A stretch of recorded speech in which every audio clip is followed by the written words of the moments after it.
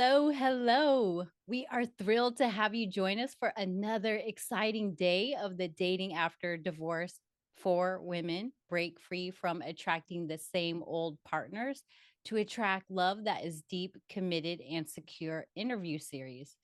For those that are just joining us, this series is your Give It To Me Straight resource for practical and actionable advice that is going to take you one step closer to attracting love that is deep, committed, and secure.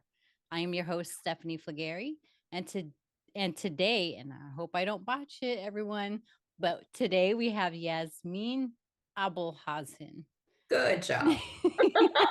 That was a hard one, guys. Yep. Ladies, Yasmin stands as a pioneering figure introducing life and relationship coaching to Egypt and the MENA. Is that MENA? The Or MENA's MENA? region, yes, the Arab world. Okay, MENA region nearly 2 decades ago. Her transformative journey began following her own divorce, a pivotal moment revealing the glaring lack of awareness surrounding relationship skills and healthy partner selection. With 18 years of dedicated experience, Yasmin has coached numerous divorced women to find authentic love, refusing to settle for anything less. Yasmin is here to provide you with the give it to me straight goods and help you move one step closer to attracting love as we explore this intriguing conversation on how to embrace your power, choosing everlasting love and happiness post divorce. So, Yasmin, I know that was a lot. That was a mouthful. Yeah, I feel like there's a little tongue twister there going on, but Yeah, why it don't seems you so. why don't you kick us off by sharing a little bit about your story and about how you got to where you are today? Well, it started as a normal person, like a single professional, and I struggled to find a man who was not intimidated by a confident, strong woman. I found one. He appeared to be the guy, but he wasn't. So the inevitable divorce happened, and I ended up like asking for divorce, and I had a 3-year old son at that point in time. um at that point in time I was in my late 20s, and I thought it's a no-brainer to find another guy and like continue our life together and have kids and live happily ever after. And it wasn't, like, at all. So divorced women are stigmatized back home and in the Arab world. They are thought to be like a second hand, unfortunately, and easy, and it was really hard even to announce the idea that I'm divorced, because I was a working woman, and my organization was only like mainly dominated by males, and it was too hard. So I kept it hush hush in a very well. That was the only way to survive without like being a victim for gossip, or without being attacked or pursued in any weird ways that I didn't want to be. So like divorce really hit me hard, and I wanted to, like, at the point in time I was like on the verge of falling victim to what happened and why me.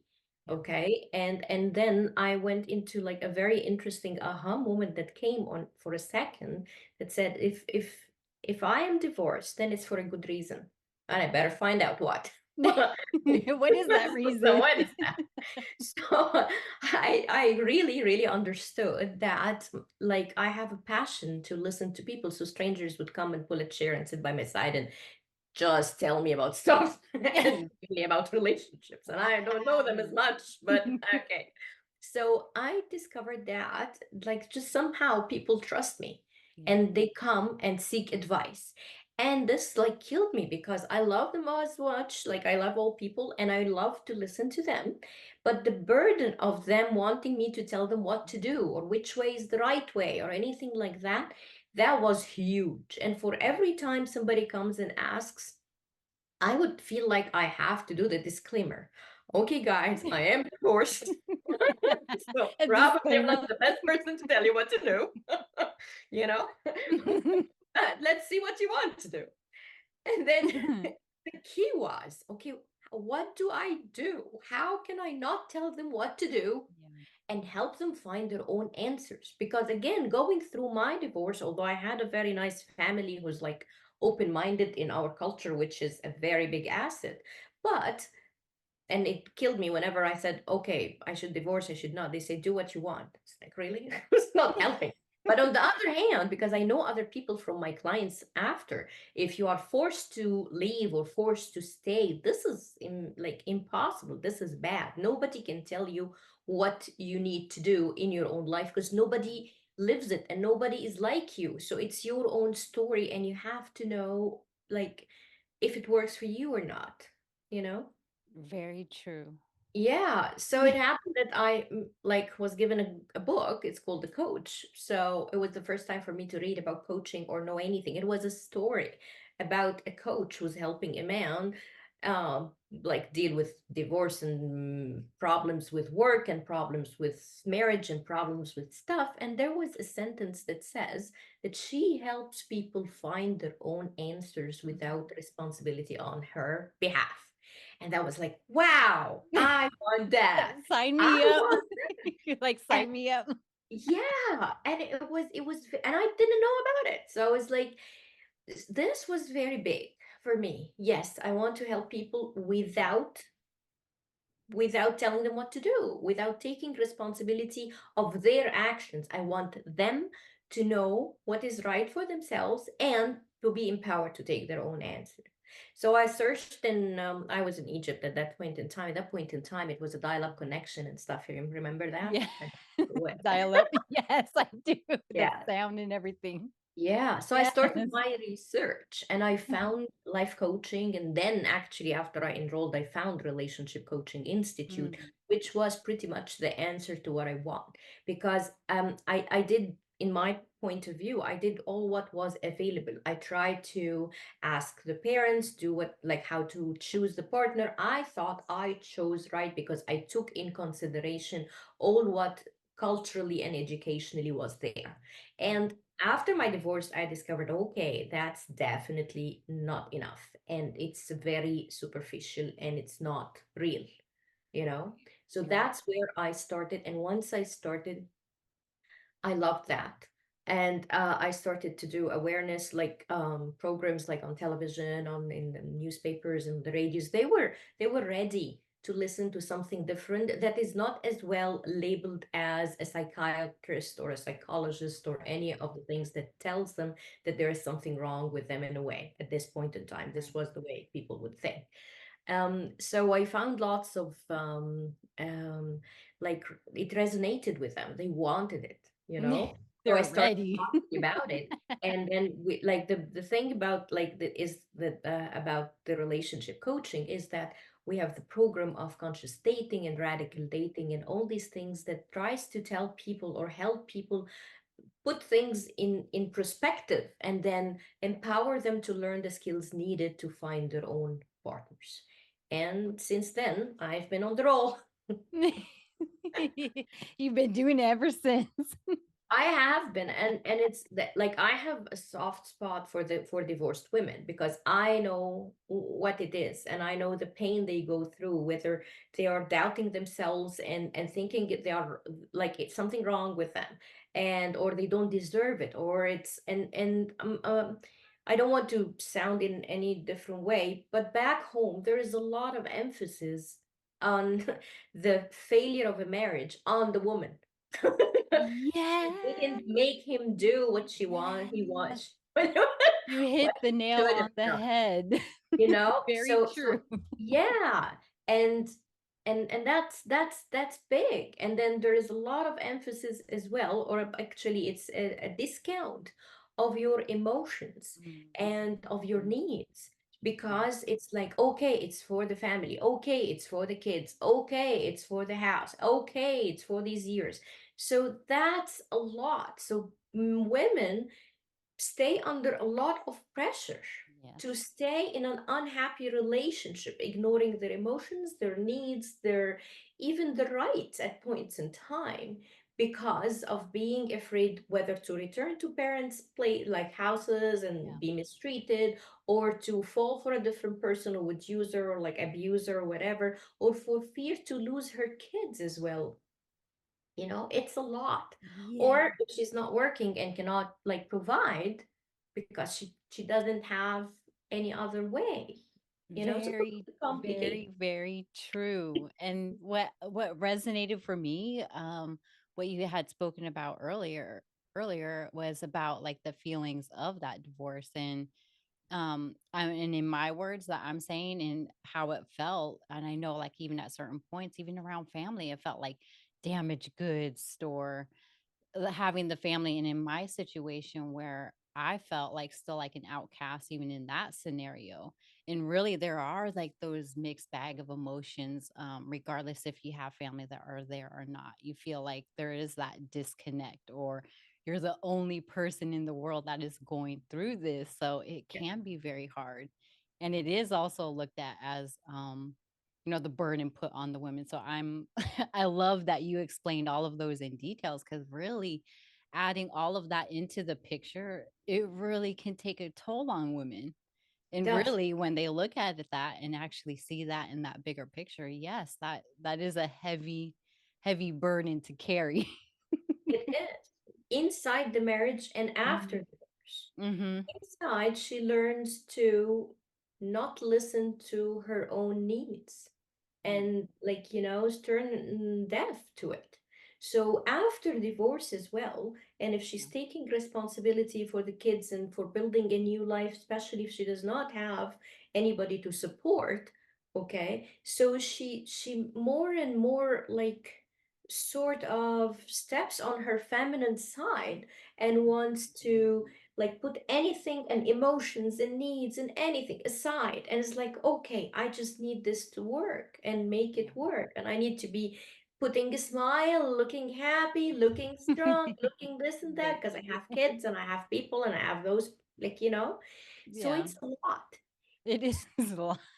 Take this and put it into dating. Oh my God.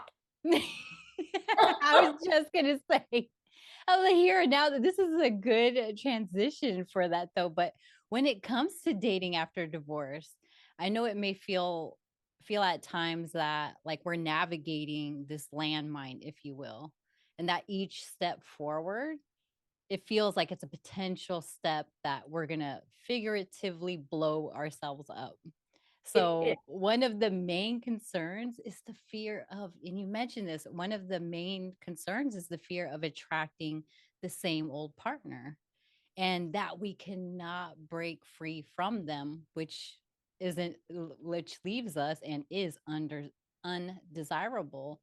So, as an expert, you likely encounter individuals navigating the complexities of post divorce life.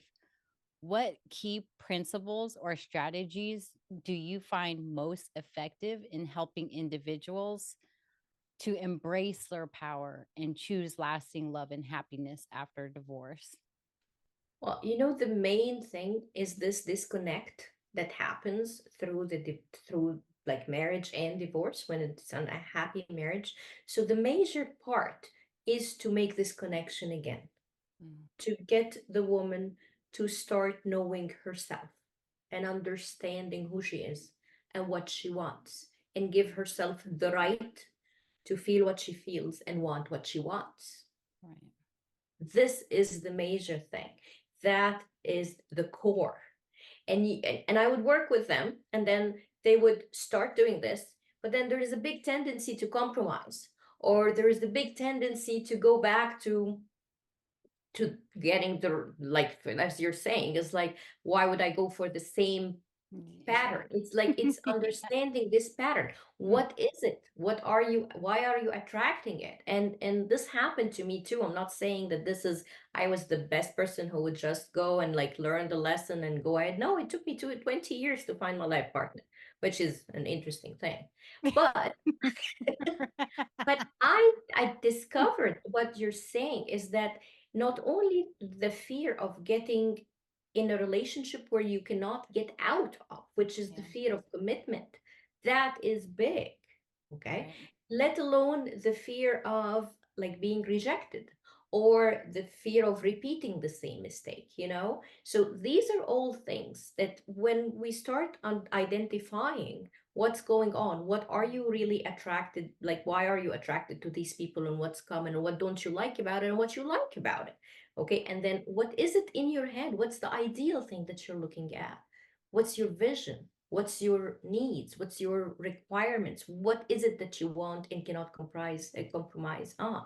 You know, these clarities, and then feeling that you have the right to have these like components starts to get women after divorce on track of just seeing themselves Yes. as worthy, seeing themselves. I don't want to use the word legit, you know? It's like, yes, Yeah. I am here. I am here. I have the right to be who I am. I Yes. have the right to want, because they come with this Mhm. question. Maybe I am needy. Maybe I want so much. Maybe I'm fussy. Maybe I should just accept. I was like, why? It's like we are more fussy with dresses and outfits than we are fussy with the partners. Like, please be fussy. That is a good point, Yasmin. Yeah, That's it's that's like a be very nice fussy. way to put it. Like, Yeah, why is it you're doing that with your outfits, your dresses? Now, come on, take that same energy. Let's put it on to your partner.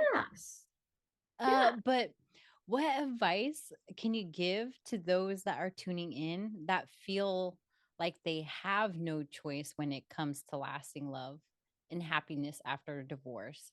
So they feel like they are doomed and that they are stuck in this position. And I know you touch up a little on it, but for those that have felt like they had tried everything and they have been trying to make that first step forward and feeling like, okay, one step forward, two steps back.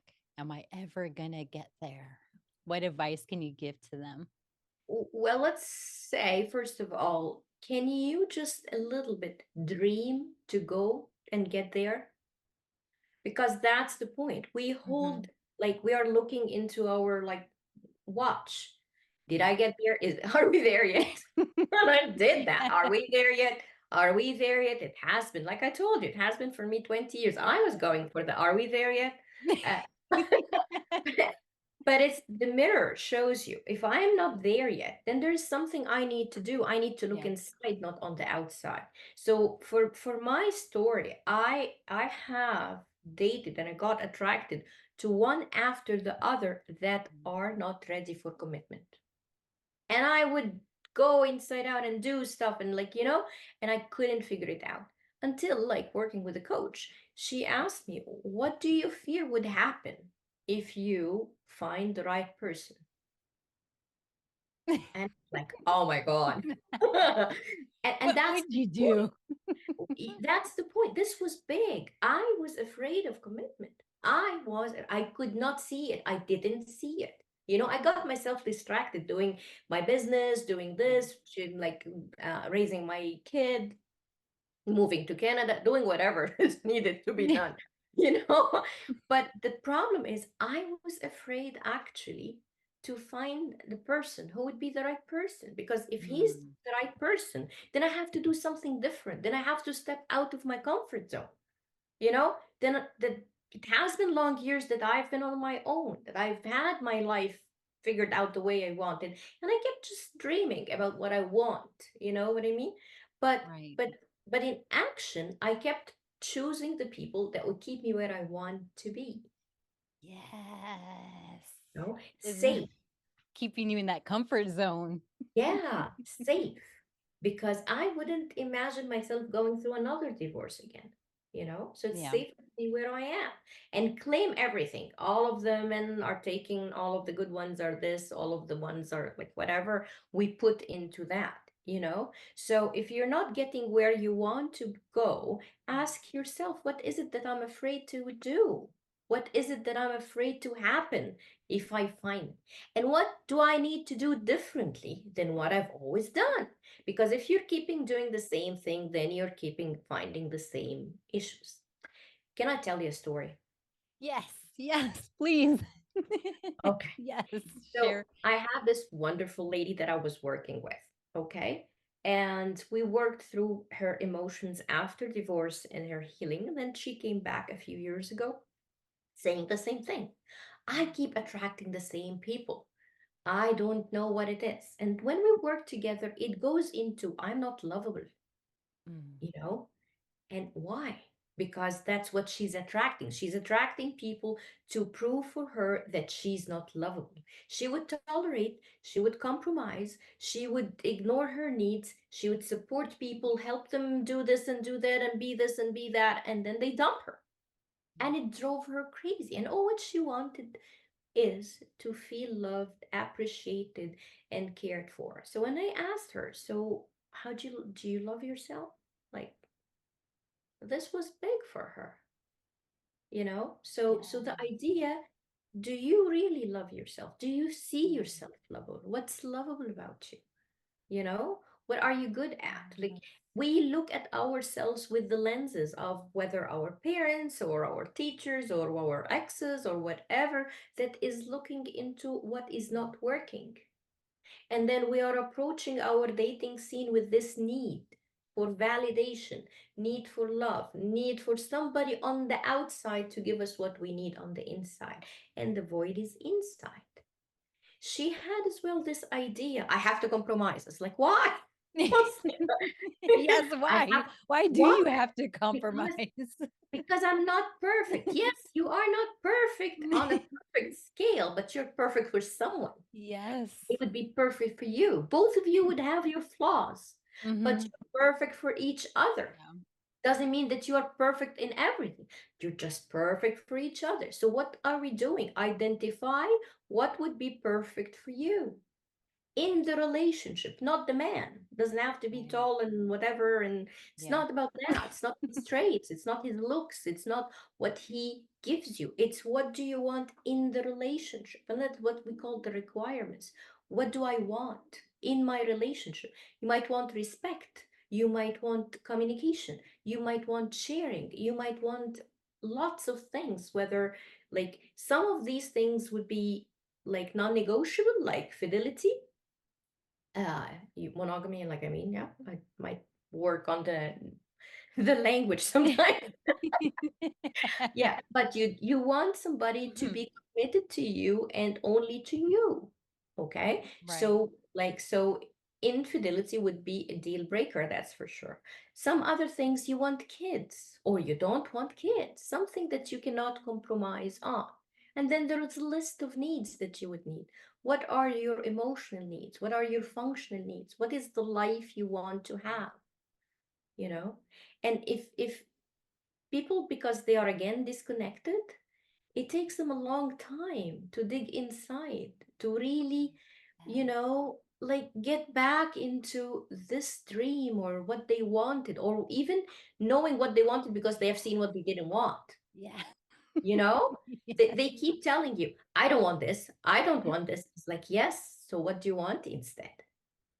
And like I love that. I love everything that you had mentioned. I know I keep on saying this, but there was so much that you like basically hidden gems, excuse me, in there. And for going back to the part where of dreaming, what is that dream? And a lot of the parts, and you hit it so eloquently that a lot that are in this stagnant position literally where they haven't been on a date for years and they say I haven't been on a date for years and it's gonna take forever and it's never gonna happen for me, but I loved how you were saying, well, you want to be in that like safe zone or in that comfort zone or where you feel safe. And in order to do something new and different, or have something new and different, or experience something new and different, you're going to have to do something new and different. And that can cause like a lot of fear. So I loved how you mentioned that, but I can also see how some women might be struggling with this challenge of, no, I'm fine. I don't feel like, putting myself out there in that way. So I love how we brought that up. But speaking more about into challenges, and I know we covered some, in your experience working with clients, what are some common barriers or challenges individuals face when trying to embrace their power post divorce? Well, the first thing is the self-doubt, Hmm. like that you doubt that you have the right even to want what you want or to have the vision of the life you want. The second thing would be the mindset. Hmm. The mindset, whether it's scarcity, there is no one out there, or the mindset of I cannot be happy, like as if finding the life partner is a myth in its own. Right.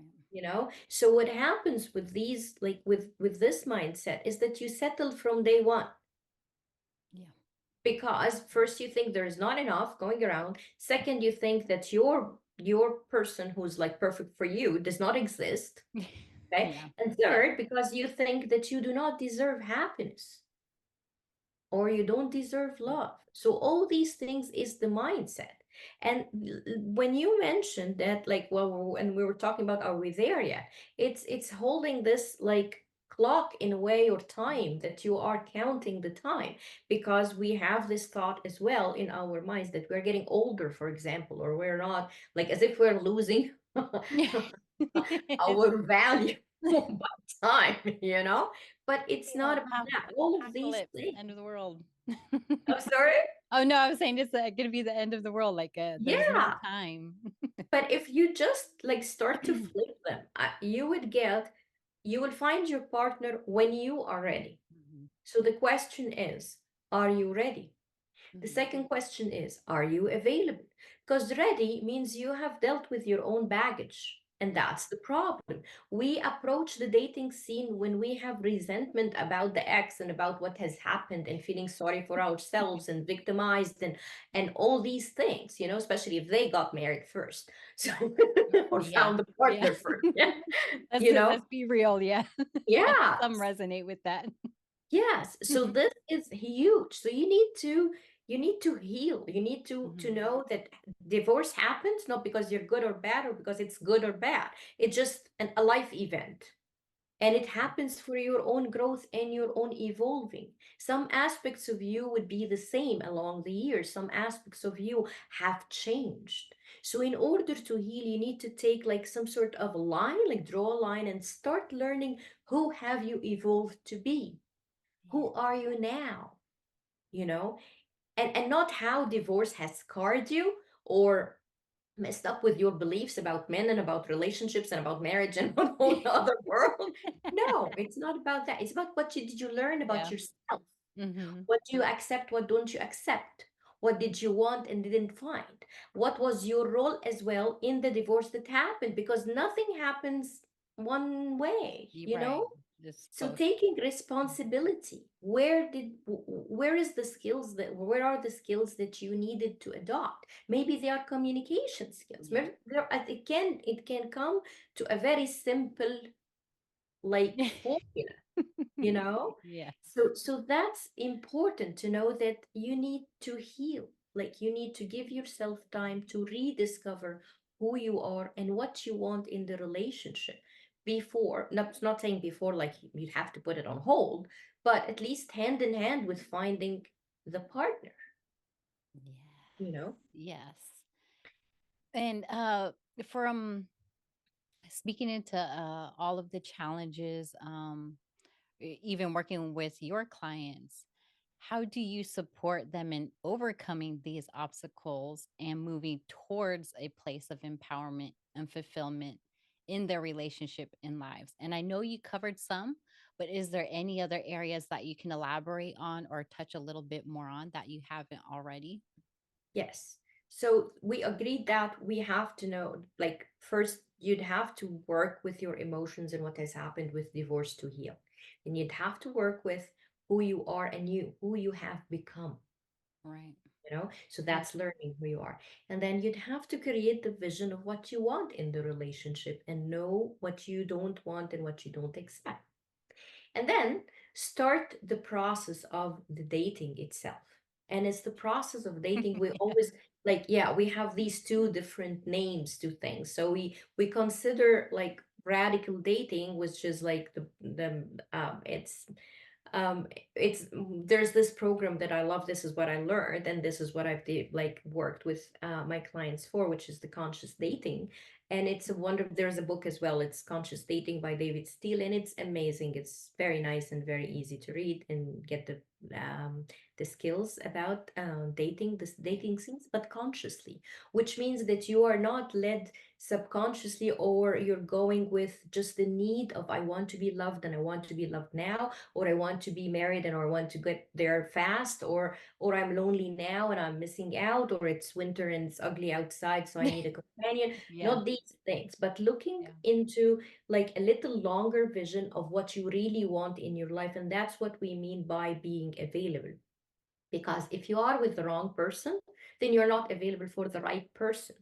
Right. So readiness means that you have dealt with your issues and you have come to a sort of an acceptance to where you are. And then you've known who you are now and what you want for yourself and for the relationship.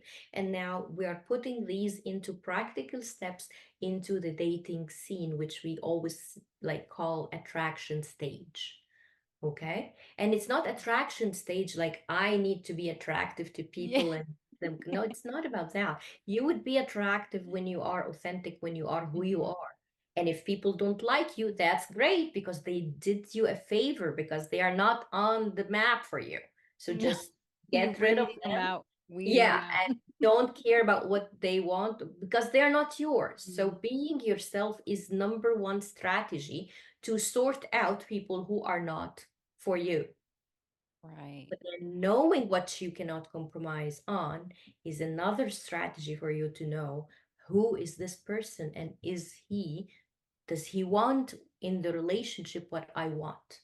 Because Mm. if he wants what you Mm. want in the Mhm. relationship, Yeah. okay, that non-negotiables, then there are much more chances that we both normally would work on it and create it, Yes. Yes. without anybody forcing anybody in any way. And that's the point. So if I'm going to say this in bullet points rather than in just like my big discussion, in attraction stage, we have four stages. One is called scouting, which is Mm.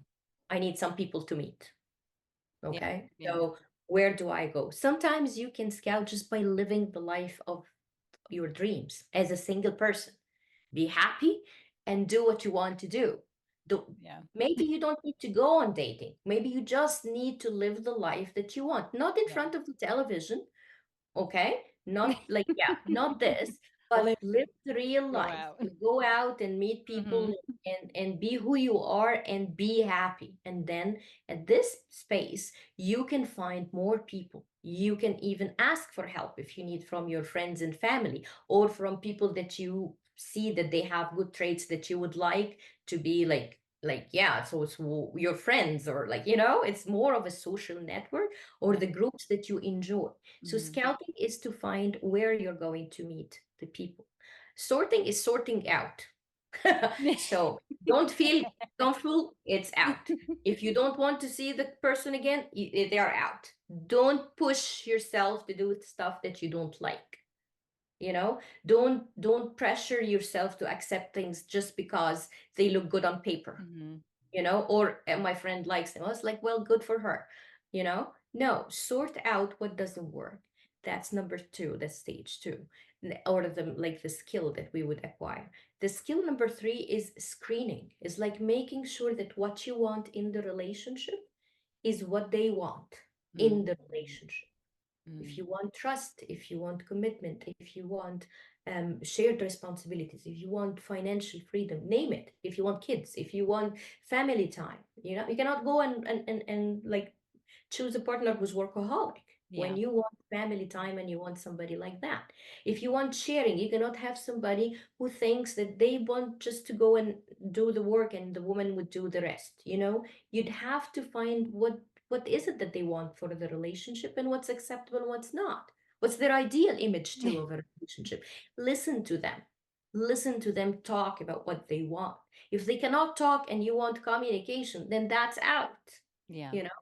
So Hmm. screening is actually looking into your non-negotiables. And again, seeing if they meet these ones or not. And Right. then the last one is testing. And testing is taking these requirements. Say, for example, we want kids and going to the playground and seeing how do they react or act with kids. Is this what you like? Is this you want to see Mm. more? Do you want to see the guy again or the partner again? It's testing if what we say in words that we have figured out and found out is really happening in real life. Because something might be like, I'm healthy, okay? I need to be healthy, I need to be moving, I need to do this and that, and they want the same. But then you go out with them and you hate your life. So that's not so, so focusing and knowing what you want and saying no to what you don't want unapologetically. That's so Being beautiful. Yeah, it's that's what you need. And if somebody treats you in a way that you feel unloved, that's not yours. Mhm. Definitely that's not yours. Wow. Yasmin, that was a lot of amazing information you dished out to us. So much hidden gems, so much gold within there. So please, everyone, go back and rewatch this and kind of let it sink in a little bit more. I know that there's so much that may have been covered that you might have missed something. So I ask or invite you to go back and kind of go over this conversation again. But Yasmin, but if you don't mind, can you share a little bit about the free goodie you are sharing with those that are tuning in today? Yes, we have this interesting like guide, and it's called Heartbreak Hazards, a guide to avoiding dating traps. And dating traps are the things like a trap. So it's like Yeah. you're unconsciously, you want a relationship, okay? And that's why do we go into the wrong patterns or the wrong guys? These, what we say is the dating trap. You are trapped into something that you cannot see. And then the only way out is a painful process of divorce or breakup that will actually shatter your heart. Yeah. So in this guide, it tells you about the main like three dating traps from my point of view, and it's based on again the Conscious Dating book by David Steele, and it just allows you to see which one are you trapped in and what to do with that. So it tells you about the dating traps. It tells you about the three main dating traps that you might find, and then it tells you how you can avoid these dating traps. That is amazing right there. So everyone that is tuning in, go ahead and click the link down below and pick up that free goodie. And yes, I mean, I always like to leave with asking. And as you know, this is what the interview series is all about. But is there any last piece of advice or actionable step that you want the listeners to leave with today? Yes. If you believe, you can achieve. Okay. You Yes. cannot, if you don't believe you deserve happiness and love, the everlasting one, Mhm. then you wouldn't be able to do it no matter what you do. If I tell you it's a 10 step, you cannot do it. If you do this, you cannot subconsciously, you're going to sabotage yourself. So let's say that the first thing is, do you believe Yeah. you are destined for happiness and love? If you don't, do you want to work on that so you would believe or not? If you don't, then we can't help. But if you would, and you want to take away all these things that are keeping you from finding love and committed relationship, then that's your effort. That's what is on you to step out of your comfort zone and start learning about yourself and about relationships and about dating that would help you to be authentic and to find the right person for you. That is so beautifully put and well said. That is amazing advice. Oh, well, thank you so much for sharing your valuable insights and energy with us today. It was fun and great having you. And for those that are listening in, make sure you grab that free goodie by clicking the link down below, The Heartbreak Hazards, a guide to avoiding dating traps.